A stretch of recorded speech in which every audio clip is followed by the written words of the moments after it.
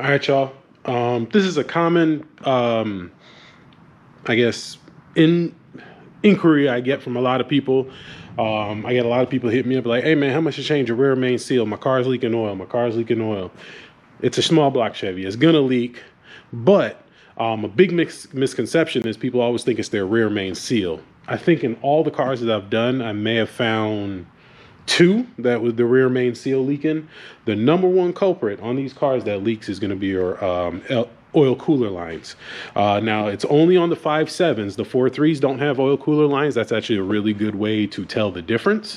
So if you're going to look to buy an engine or something like that, and you don't know whether it's a 5.7 or 4.3, if it has oil cooler lines and it looks pretty much factory like it's been there, more than likely it's a 5.7. Now if you look under the hood and there's no oil cooler lines, then more than likely it's a 4.3, which is going to be the smaller V8 LT1, the 4.3. So this is my boy Kendall's car. I just put out a couple videos on it redoing his interior.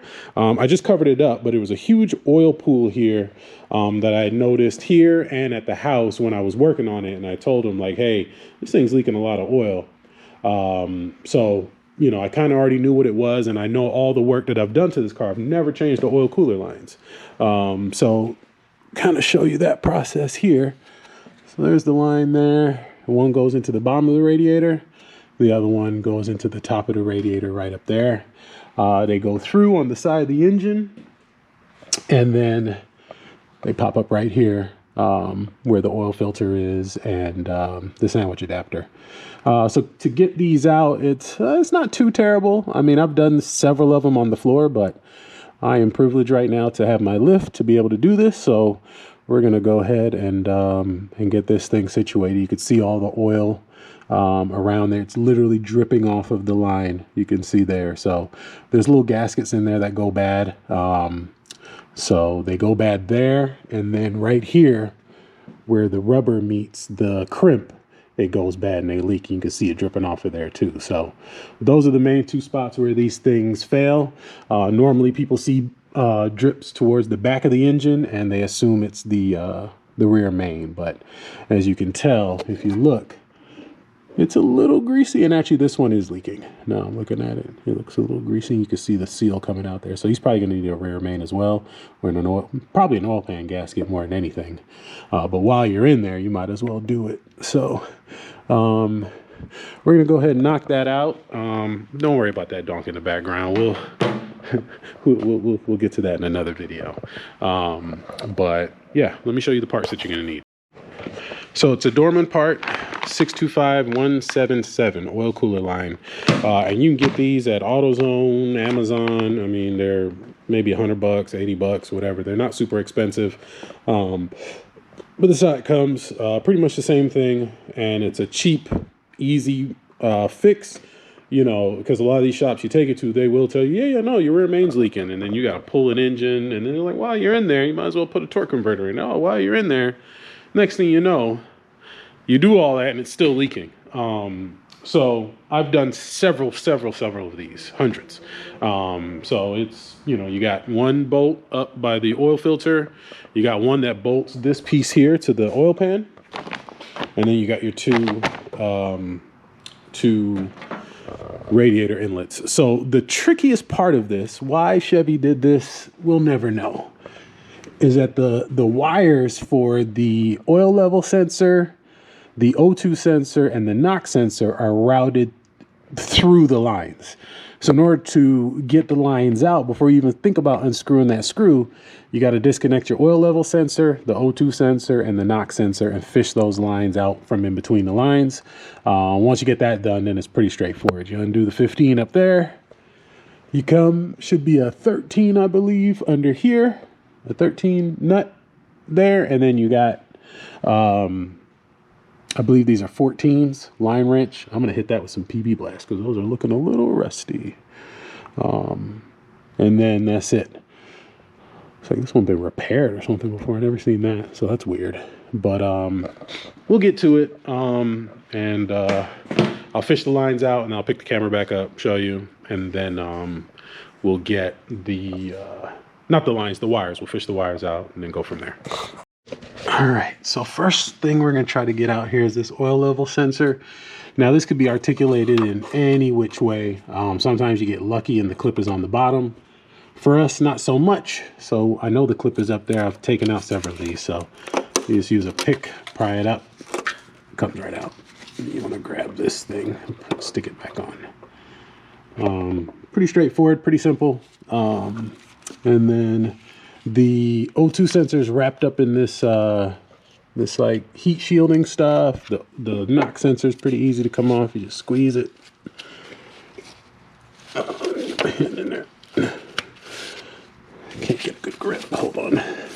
You know what? Why am I working harder and not smarter? Let's get. All right. So we got the O2 sensor unplugged. We got the oil level sensor and the knock sensor wire pushed up. So now we kind of got a clear path to get that nut out. I went ahead and hit the lines with some PB blast. Make sure you hit where the threads are and back here, because what can happen is sometimes this will get seized up. So as you're twisting, it wants to twist the whole line. So you want to make sure you hit the back so it loosens that up. We got the one up there. So I'm going to go ahead and start getting these lines out. You can use either a socket or a ratchet. I'm gonna try a ratchet. Well, I don't think my ratchet wrench is gonna fit. What the hell? But I think my offset 15 will work if I can find it. All right. So we got the lower one disconnected. I actually ended up having to cut that because the whole thing was spinning. I didn't have room in here, so I just cut it, and then I took the whole adapter out and put it on the bench. The top one came out no problem. I was able to get that one out pretty easily, but that bottom one kind of fought me a little bit. So we got the upper line disconnected. We got the lower line disconnected. This was interesting. The nut spun the whole bolt out the freaking oil pan. So once I get this out, I'll put it on the bench, or I'll put a wrench in there and get that out so I can put that back in. And then in the back, we're already disconnected back here. So all we're gonna do now is just kind of pull it out this way and put the new one in. So let me do that. All right, so the old lines are out. We'll start fishing the new ones in, and then we'll fight with that bolt to get that off. And then so I'm trying to remember how I normally fish them through. I think I do the big and the adapter side through here and then push the other ones up. Kind of the same way it comes out. Make sure you don't have any gaskets sticking on there, because then it's going to double gasket it and then you're going to have problems. So let me get this new one in and we'll get this thing going. So this is something that's going to save a lot of y'all. And I forgot to mention this. Some of these Dormans don't come with the right gasket.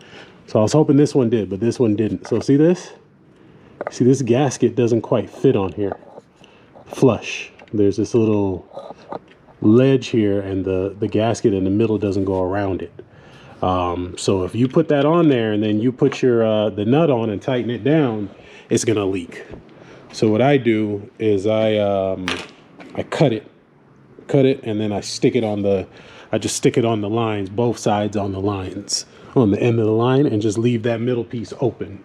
I learned that the hard way one time, and so it's something that I always keep in mind. So definitely make sure that it fits, this middle piece. I mean, you can drill it, open it up. I might do that. But I would test fit this, take the gasket off, test fit it on the housing, and make sure this centerpiece is big enough before you tighten it down, or you're going to run into a world of trouble. As soon as you turn the car on, it's just going to piss oil everywhere. So before you do that, make sure you check this gasket.